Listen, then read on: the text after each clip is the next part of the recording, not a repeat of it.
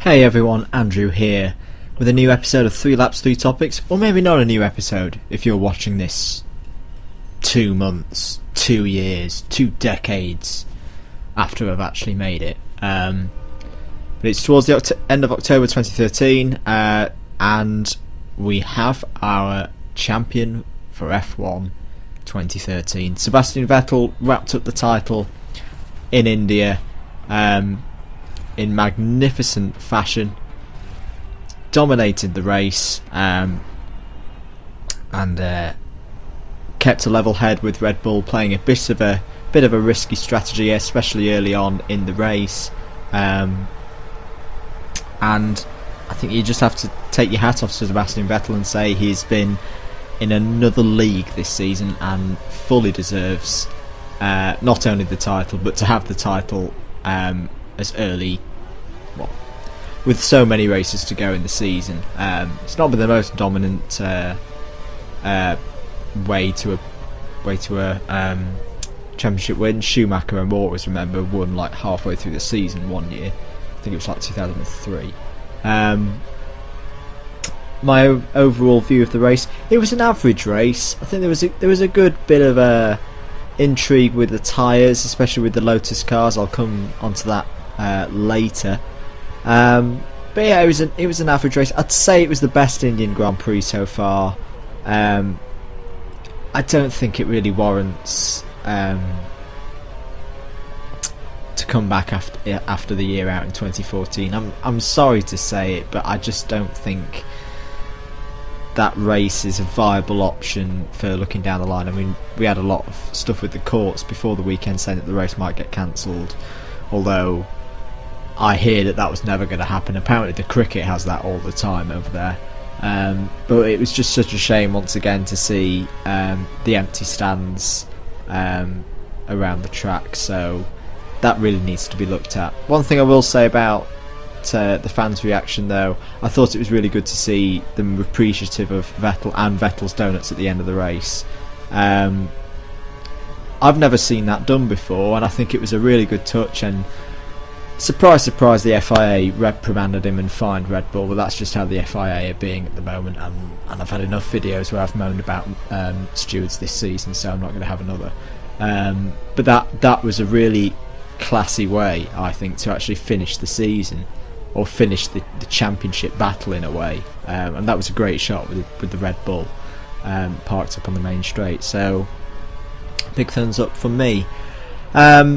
The big news that we got early today, and once again not the most surprising news, we seem to be having a week of having to use our not surprised faces, is that Ross Brawn is leaving his role at Mercedes-GP at the end of this season. It's been speculated very, very heavily pretty much the whole year since they announced that they were getting Paddy Lowe in from McLaren, and it was already a bit of a case of too many cooks and that old saying. So will he go to McLaren? I'd be surprised if he did. There's been talk that he might join back with McLaren, with them linking up with Honda, but then there were lots of reports at the end of the Honda tenure in charge of, we'll call them Team Brackley, in their various guises, that Brawn was quite frustrated with them, and so you would be, considering how the team was doing and the way that the Honda Motor Company pulled their funding out. So it'd be interesting, but I think quite a surprise. But tell me what you think in the comments below. As always, you're very much free to comment on the topics that I talk about. Now, I said earlier in the video that I would come back to Lotus, and it's once again me putting my engineer's hat on in a bit of a state of confusion. Now,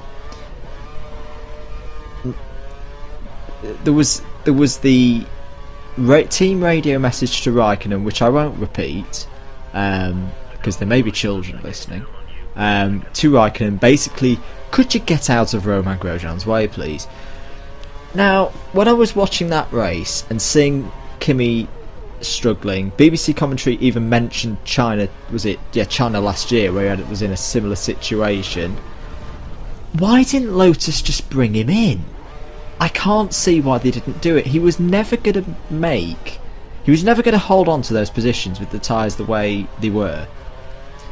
I just think they would have been better pulling him in, say with about 7 or 8 laps to go, stick him on a fresh set of options and just tell him to gun it and see what happened. Not potentially take both cars out of a really good point scoring and a podium position when you're fighting for second place in the Constructors' Championship. I'm not having a massive go at Lotus because I think they've done an absolutely outstanding job, and apart from Red Bull, for me they're the team of the year. But it reminded me of McLaren when they had Lewis China 2007. You could see a situation coming. I just didn't see why they just didn't bring him in and just nullify the situation. It seemed far too risky. Kimi Raikkonen is always going to race another car on track. It's in his nature to race other cars on track, even if it is his teammates. We saw that with Montoya when they were together at McLaren. I've heard they've had clear the air talks, and I'm glad they've done that, because I'd quite like to see Lotus take second place just because they need the money, really. But yeah, that moment left me scratching my head.